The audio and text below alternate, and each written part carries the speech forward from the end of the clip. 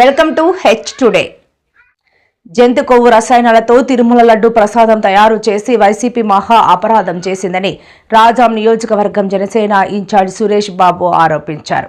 ఈ మేరకు ఈ బుధవారం రాజాంలోని జనసేన కార్యాలయంలో మీడియా సమావేశం నిర్వహించారు. ఈ ప్రెస్ మీట్ అన్నది పెట్టడం జరిగింది. ఇది సిద్ధాంతపరంగా చూస్తే గత ప్రభుత్వ హయాంలో తిరుపతి లడ్డూలో కల్తీ అన్నది జరిగింది. ఆ కల్తీకి తీవ్ర అవినీతే కారణమని చెప్పేసి మనకి ప్రజలందరికీ తెలుసు. ఇది ప్రజల యొక్క మనోభావాల్ని దెబ్బతీసే ఆనవాళ్ళు కాబట్టి ఇది తీవ్రంగా పబ్లిక్ కూడా ఇది ఎవరు ఈ అవినీతి చేశారు, ఎందుకు చేశారు, దీనిలో ఉన్నటువంటి అంతరాత్మ ఏంటి అన్నది అందరికీ ప్రజలకు తెలియాలనే ఉద్దేశంతో మేము ఈ రోజు ప్రజలకి విషయాల్ని విన్నవించుకుంటున్నాము. వైసీపీ హయాంలో కల్తీ నెయ్యి వ్యవహారం అందరికీ తెలిసిందే. ఖచ్చితంగా మీకు నేను ఇప్పుడు చెప్పాల్సింది ఏంటంటే అందులో తీవ్రమైనటువంటి అవినీతి అక్రమాలు జరిగాయి.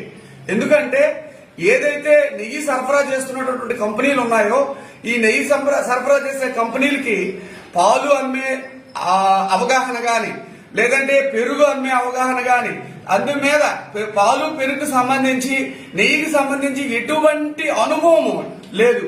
ఒక ఆవు లేదు, ఒక గేదె లేదు, ఒక పాలు లేవు, పెరుగు లేవు. ఇలాంటి కంపెనీలకి నెయ్యి మీద కాంట్రాక్ట్స్ ఇవ్వడం వలన వాళ్ళు కృత్రిమ నెయ్యిని సృష్టించి దాదాపు మనకి సప్లై చేశారు. ఇది భక్తుల మనోభావాలు దెబ్బతిన్నాయి. ఇది ఎంతో అవినీతి ఇందులో కూరుకుంది. వాటికి ఆ కంపెనీలకి కాంట్రాక్ట్ ఇచ్చే క్రమంలో చాలా పెద్ద అవినీతి ఇందులో కూరుకుపోయింది. ఎందుకంటే 1,61,00,000 కల్తీ నెయ్యి ఆ 2019-24 సంవత్సరంలో తిరుపతికి సప్లై చేస్తే అందులో సుమారు 61 లక్షల నెయ్యి అన్నది కృత్రిమ నెయ్యి.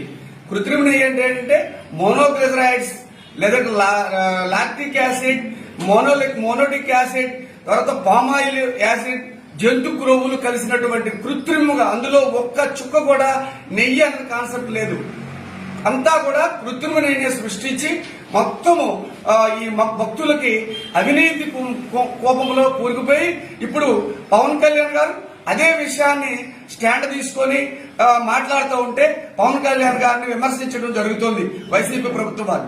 ఇప్పటికైనా వైసీపీ ప్రభుత్వం వారికి, వైసీపీ నాయకులకి నేను ఒక విన్నవించుకుంటున్నాను, ఒక కోరిక కోరుతున్నాను. ఏమిటంటే అయ్యా, మీరు భక్తుల మనోభావాల మీద దెబ్బతీసే వ్యాపారాలు చేయకండి. అవినీతి మీరు ఎక్కడైనా చేయండి, చేసుకోండి.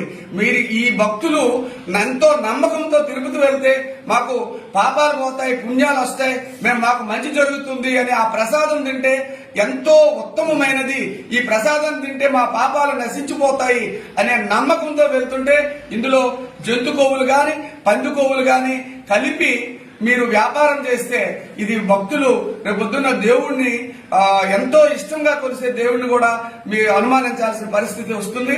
కాబట్టి మీరు తప్పు చేశారు, ఆ తప్పుని ఇప్పటికైనా నిజాయితీగా ఒప్పుకోండి. ఆ నిజాయితీగా ఒప్పుకుంటే మీకు దేవుడు మిమ్మల్ని కూడా క్షమిస్తాడు, మీకు కూడా మంచి జరగాలని మేము మా తరఫు నుంచి కూడా మేము దేవుడిని ప్రార్థిస్తాం. మీరు ఎలాగున్నదంటే తప్పు చేసి దొంగ అంటే ఏదో భుజాలు తడుకునేటట్టుగా మీరు ఒక విషయాన్ని మీరు ఇచ్చేసి మొన్న సకల శాఖ మంత్రి గారు సజ్జల రామకృష్ణారెడ్డి గారు చెప్పారు, పూర్వకాలం సకల శాఖ మంత్రి. ఆయన ఏమంటారంటే కొద్ది కల్తీ జరగవచ్చు అంట. అంత అవసరం ఉందండి? కొద్ది జరగవచ్చు అంటే మీరు జరిపారన్న కాన్సెప్ట్ ని మీరు ఒప్పుకుంటున్నారు. ఇప్పటికైనా ప్రజలకు క్షమాపణ చెప్పి మీరు చేసిన తప్పుని సరిదిద్దుకొని పవన్ కళ్యాణ్ గారిని నిజాయితీగా వెళ్తుంటే ఆయన్ని విమర్శించడం మానేసి మీ ఆత్మ పరిశీలన మీరు చేసుకోండి. మీ ఆత్మ పరిశీలన చేసుకుంటే మీకు మళ్లీ వచ్చేటప్పటికైనా మీకు పుణ్యం కలుగుతుంది.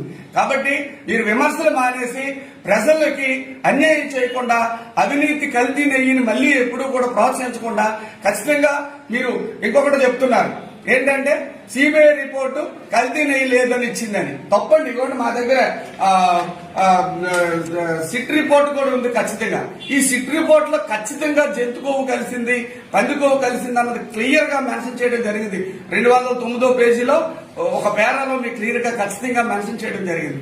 ఇలాంటి ఆధారాలు ఉంటున్నప్పుడు కూడా మీకు సిబిఐ క్లీన్ చిట్ ఇచ్చింది, సిట్ క్లీన్ చిట్ ఇచ్చింది, మేము శుద్ధిగా బయటకు వచ్చాము అని తప్పుడు ప్రచారాలు మానేసి ఇప్పటికైనా గానీ మీరు ఆత్మ పరిశీలన చేసుకుని ప్రజలందరికీ క్షమాపణ చెప్పి, పవన్ కళ్యాణ్ గారికి కూడా క్షమాపణ చెప్పి మీ తప్పును ఒప్పుకోండి, దేవుడు కూడా మీకు క్షమిస్తాడని చెప్పి మేము ఈ పత్రికా ముఖంగా మీకు అందరికీ, ప్రజలకి, మీకు కూడా నేను తెలియజేస్తున్నాను.